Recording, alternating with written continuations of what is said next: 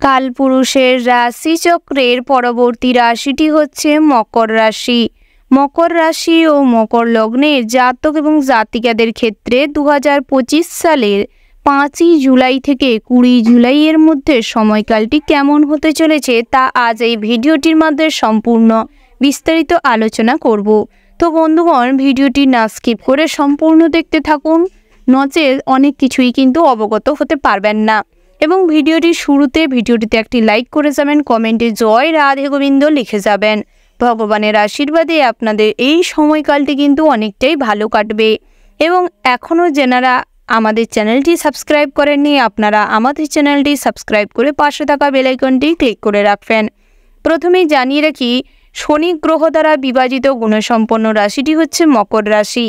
এবং মকর রাশি সাপেক্ষে কেমন কি গ্রহের অবস্থান থাকছে তার প্রভাবে আপনাদের কর্মজীবন, ব্যক্তিগত জীবন এবং ব্যবসা ক্ষেত্রে কি ফল প্রাপ্তি হতে চলেছে তা বিস্তারিত আলোচনা করব। এই সময়টি মকর রাশির জাতক জাতিকাদের জন্য কিন্তু আত্মবিশ্লেষণ ও স্থিতিশীলতার সময় হতে চলেছে। দাম্পত্যে উত্তেজনা ও প্রেমের উষ্ণতা, কর্মক্ষেত্রে স্থিতিশীলতা ও সৃজনশীলতা বৃদ্ধি পাবে, কিন্তু অর্থনৈতিক সিদ্ধান্তে সতর্কতার দরকার রয়েছে। প্রথমেই যদি গ্রহগতির অবস্থান সম্পর্কে আলোচনা করা যায়, সূর্য কিন্তু মিথুন রাশিতে ষষ্ঠ ঘরে, কর্কট রাশিতে সপ্তম ঘরে অবস্থান করছে, যার ফলে মকর রাশি সাপেক্ষে কিন্তু শত্রু দমন, কর্মে উত্তেজনা, দাম্পত্যের জীবনে চাপ বৃদ্ধি করবে।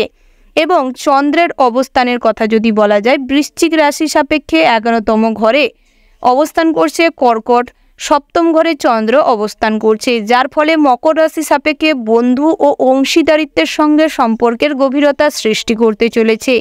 বুধ কর্কট রাশিতে সপ্তম ঘরে অবস্থান করছে, যার ফলে বৈবাহিক যোগাযোগ উন্নতি করবে, ব্যবসায় সফলতা নিয়ে আসতে চলেছে। শুক্র কর্কট রাশিতে সপ্তম ঘরে অবস্থান করছে, যার ফলে দাম্পত্যের জীবনে রোম্যান্স আসবে, ব্যবসা ক্ষেত্রে লাভ আসতে চলেছে মকর রাশি সাপেক্ষে। মঙ্গল মীন রাশিতে তৃতীয় ঘরে অবস্থান করছে, যার ফলে মকর রাশির জাতক জাতিকাদের ক্ষেত্রে সাহস, ভ্রমণ, ভাই বোনেদের সঙ্গে যোগাযোগ বৃদ্ধি করবে। বৃহস্পতি বৃষ রাশি সাপেক্ষে পঞ্চম ঘরে অবস্থান করছে, যার ফলে মকর রাশি সাপেক্ষে কিন্তু সৃজনশীলতা, প্রেমের সাফল্য, সন্তানের অগ্রগতির প্রভাব বিস্তার করবে।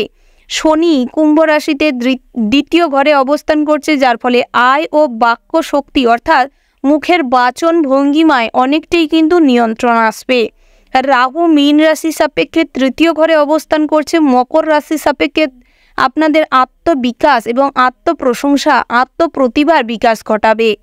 কেতু কন্যা রাশি সাপেক্ষে নবম ঘরে অবস্থান করছে, যার ফলে ধর্মীয় বিশ্বাসের প্রতি আগ্রহ বৃদ্ধি পাবে এবং বিদেশ যাত্রার যোগসূত্র বৃদ্ধি পাবে। এবং প্রথমেই যদি আপনাদের প্রেম ও বৈবাহিক জীবনের সম্পর্কে কথা বলা যায়, এই সময়টা প্রেমের জন্য অত্যন্ত গুরুত্বপূর্ণ। বৃহস্পতি পঞ্চম ঘরে থাকায় রোমান্টিক সম্পর্ক শক্তিশালী হবে। যারা অবিবাহিত জাতক জাতিকা রয়েছেন, আপনাদের জন্য কিন্তু গভীর আকর্ষণ অনুভব করবেন, বিবাহের জন্য সুপ্রস্তাব আসবে। বিভিন্নভাবে আত্মীয় স্বজন কিংবা আপন মানুষের দ্বারাই কিন্তু বিবাহের সম্বন্ধ স্থির হতে পারে এই সময়ের মধ্যে, কিংবা নতুন করে প্রেমজ সম্পর্কে জড়াতে পারেন। তবে কখনো কাউকে নিজের পার্সোনাল ব্যাপারে বেশি বলতে যাবেন না, কম সময়ে কারোর সঙ্গে ঘনিষ্ঠ হতে যাবেন না, নচেত কিন্তু এই সময় যতই আপনাদের মধুর সম্পর্ক বা মধুর সময় হোক না কেন, পরবর্তী সময়ে কিন্তু এর জন্য বহুভাবে আপনাদের খেসারত দিতে হবে, অর্থাৎ অনেক সমস্যা ফেস করতে হতে পারে।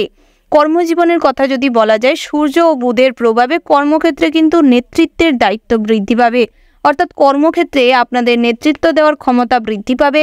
বিভিন্নভাবে স্টাফ সিলেকশন কিংবা বিভিন্নভাবে স্টাফেদের পরিচালনা করা, আপনাদের সহকর্মীদের পরিচালনা করার দায়ভার আপনার ওপর থাকতে পারে। নতুন কোনো প্রজেক্টে কাজ করার জন্য আপনারা কিন্তু অনেকটাই দায়িত্বশীল হয়ে উঠতে পারবেন। তার পাশাপাশি কাজের সূত্রে কোনো নতুন সাইটে যদি কাজ করতে যান, সেখানেও কিন্তু আপনাদের প্রভূতপূর্ণ কিন্তু কাজের জায়গায় অনেকটাই প্রাপ্তি ঘটবে। তবে শত্রুদের পরাস্ত করতে হবে বুদ্ধির জোরে, কখনো গায়ের জোরে কিন্তু এই সময়টি শত্রুদের সঙ্গে আপনারা পেরে উঠবেন না, তাই বুদ্ধিকে কাজে লাগানোর চেষ্টা করুন। যারা ব্যবসায়ী মানুষজন রয়েছেন কিংবা চুক্তিভিত্তিক অংশীদারি ব্যবসা করছেন, সেক্ষেত্রে কিন্তু বহু ঝড়ঝাপটার সম্মুখীন হতে চলেছেন। আইনগত সমস্যায় পড়ে যেতে পারেন কিংবা ঝামেলা অশান্তির সৃষ্টি হতে পারে। তাই আগের থেকে নিজেদের থেকে কিন্তু চেষ্টা করুন যে কোনো কাগজপত্রে সাইন করার আগে সঠিকভাবে পড়ে বুঝে তারপর করবার। শিক্ষাক্ষেত্রে কিংবা প্রতিযোগিতামূলক কোনো কাজকর্মের কথা যদি বলা যায়, বৃহস্পতি পঞ্চম ঘরে থাকায় শিক্ষার্থীদের জন্য সময়টি কিন্তু অত্যন্ত শুভ হতে চলেছে। উচ্চশিক্ষার জন্য যারা চেষ্টা করছেন সেক্ষেত্রে কিন্তু সাফল্য আসতে চলেছে। বিদেশে পড়াশোনার সুযোগ মিলতে পারে, নতুন করে কোনো স্কলারশিপ পেতে পারেন। যে কোনো প্রতিযোগিতামূলক পরীক্ষায় কিন্তু বিভিন্নভাবে অল্টারনেটিভ কৌশল ব্যবহার করলে আপনারা কিন্তু অনেকটাই সুফল প্রাপ্তি করতে পারবেন। আর্থিক কিংবা সম্পদের দিক থেকে যদি কথা বলা যায়, শনি বক্রী অবস্থায় নিজ ঘরে থাকার কারণে অর্থের কিন্তু স্থিরতা দেখতে পাবেন। অর্থাৎ আয় উপার্জন যথেষ্ট হবে, কিন্তু খরচ অনেকটাই কম হবে, যার ফলে এই সময় কিন্তু আপনাদের সাশ্রয় করার সুযোগ মিলবে। ষষ্ঠ ঘরে সূর্যের প্রভাবে ঋণগ্রস্ত হওয়ার সম্ভাবনা রয়েছে, তাই অপ্রয়োজনীয় ঋণ এড়িয়ে চলুন। প্রয়োজন ছাড়া কোথাও কোনো ঋণ করবেন না। বিশেষ করে স্বর্ণ বন্ধকি দেওয়ার থেকে নিজেদের বিরত রাখুন, নচেত কিন্তু পরবর্তী সময় সেই গয়না কিংবা স্বর্ণ কিন্তু আপনাদের থেকে হাতছাড়া হতে পারে। যে কোনো বিষয়ে কেনাবেচার সময় খুব সতর্ক থেকে বুঝে শুনে কেনাবেচা করবার চেষ্টা করুন, সেটা সম্পত্তি কিংবা অন্য কোনো সঞ্চয়ের ক্ষেত্রে কিংবা নতুন কোনো জুয়েলারি, বিভিন্ন রকম দামি কোনো জিনিসপত্র কেনাকাটার ক্ষেত্রেও কিন্তু ঠকে যাওয়ার প্রবণতা কিন্তু বৃদ্ধি পাচ্ছে। এবং আপনার খুব কাছের বন্ধু কিংবা কাছের কোনো মানুষ কিন্তু কথার জালে বিভিন্ন রকম প্রলোচনার মাধ্যমে আপনাকে ভুল পথে চালিত করতে পারে এবং আপনাকে ঠকিয়ে আপনার কাছ থেকে কিন্তু কিছু বিশেষ কেড়ে নেওয়ার প্রয়োজন রয়েছে। কোনো জিনিস কিংবা আর্থিক কিছু লোন নেওয়া কিংবা ধার নেওয়ার প্রবণতা দেখাতে পারে। তাই এক্ষেত্রে কিন্তু আপনাকে খুব সতর্ক থাকতে হবে। প্রয়োজনে আইনের সাহায্য নিয়ে আইনি কাগজপত্র রেডি করে তারপর করবার চেষ্টা করবেন। কখনো কাউকে অতিরিক্ত ভরসা বিশ্বাস করবেন না, এই সময়ের মধ্যে কিন্তু ঠকবার প্রবণতা তীব্র মাত্রায় রয়েছে। স্বাস্থ্যের কথা যদি বলা যায়, চন্দ্রের অবস্থান মানসিক দিকগুলিকে প্রভাবিত করবে। আপনার কিছুটা একাত্মবোধ, উদ্বেগ বাড়াতে চলেছে। সব কাজে আপনাদের একটা ধৈর্যহীনভাবে আগ্রহের সঙ্গে কাজ করার জন্য উন্মুক্ত প্রলোচনা কিন্তু আপনাকে বিপদে ফেলতে পারে।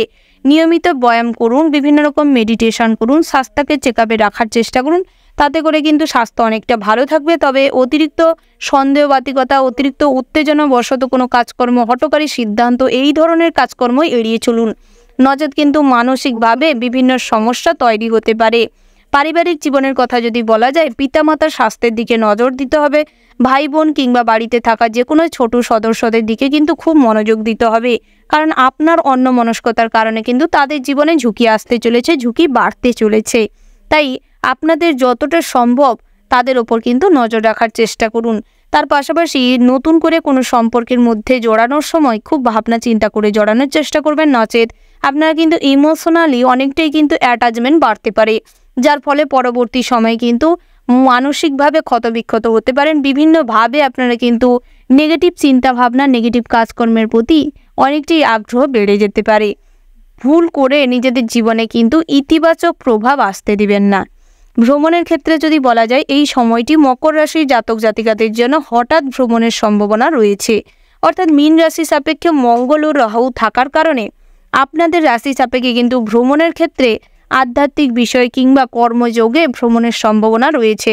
অর্থাৎ কাজের সূত্রে কিংবা আপনারা এই তীর্থযাত্রার সূত্রে কিন্তু কোথাও দূর দূরান্ত ভ্রমণের সুযোগ মিলতে পারে।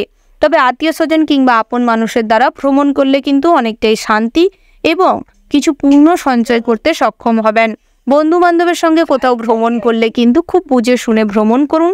অতিরিক্ত ভরসা বিশ্বাসের জন্য কিন্তু আপনাদের জীবনও বিপন্ন হতে পারে। আধ্যাত্মিক বিষয়ে আপনারা কিন্তু অনেকটাই লাভবান হতে পারবেন। ভগবানের প্রতি আস্থা রাখুন, তবে নিজের কর্মের ওপর কিন্তু বিশ্বাস রাখতে হবে। নিজে কিছুটা মনোযোগ সহকারে নিজের কাজকর্মের প্রতি মনোযোগ দেওয়ার চেষ্টা করুন, তাতে কিন্তু অনেকটাই লাভবান হতে পারবেন।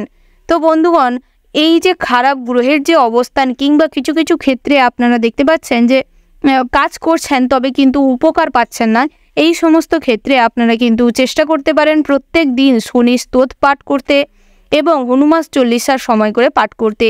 শনিবারে কালো তিল ও কালো বস্ত্র দান করুন, মা কালীর পূজার্চনা করুন এবং তামার পাত্রে জল রেখে দক্ষিণ দিকে রাখার চেষ্টা করুন ঘরে। তাতে করে কিন্তু ঘরের সুখ শান্তি বৃদ্ধি পাবে এবং আপনাকে কেন্দ্র করে যে সমস্ত খারাপ প্রভাব আসছে তা কিন্তু কেটে যাবে। প্রতি বৃহস্পতিবার গরিবদেরকে হলুদ ছোলা দান করতে পারেন কিংবা হলুদ বস্ত্র দান করতে পারেন, তাতে করে কিন্তু অনেকটাই উপকার প্রাপ্তি করতে পারবেন। কেতুর নবম ঘর থেকে যে আধ্যাত্মিক ঝোঁক প্রবলতা বাড়াবে, তার জন্য কিন্তু আপনাদের জীবনের ঝুঁকিও বাড়তে পারে।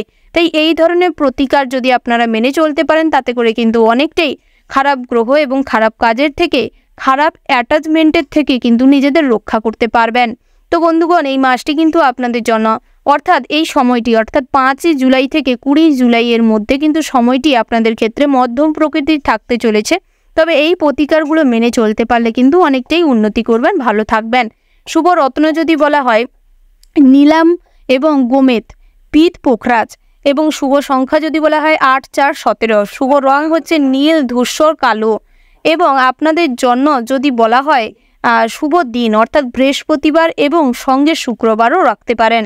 তো বন্ধুগণ, আপনারা ভালো থাকবেন, সুস্থ থাকবেন, সাবধানে থাকবেন। কমেন্ট বক্সে ভক্তির সঙ্গে জয় সূর্যদেবের জয় কিংবা জয় শনি ঠাকুরের জয় লিখে যাবেন।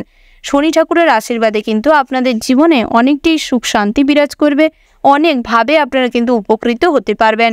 নমস্কার।